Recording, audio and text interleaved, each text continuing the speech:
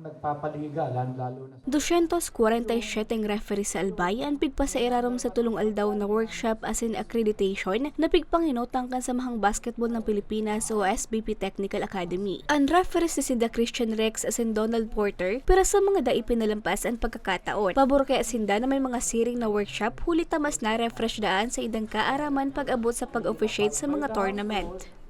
Abang may pa-seminar, continuous learning po ako. Continuous learning para at least marami akong matutunan. Hindi lang basta mag-referee. Ang importante, lahat alam mo yung rules.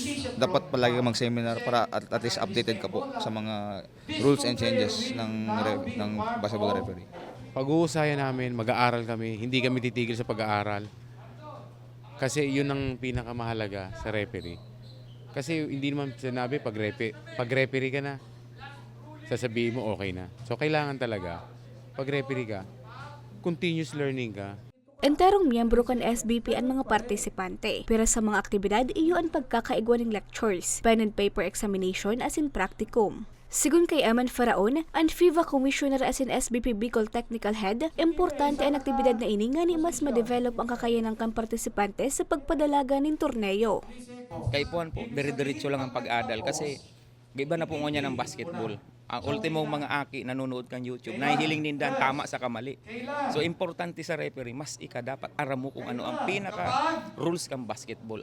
Paano ka mag-perform, paano ka mag-officiate sa tao, paano ka mag-interpret ng rules. Ito ang importante. Kasi dahil mo na maitatago mo yan sa social media yan. Kaya ang encourage ko ang mga referee na dahil basta-bastahon, talaga mag-adal, tawan ng oras.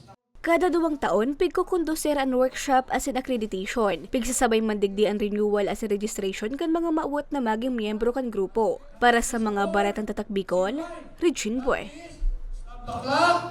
goaltending.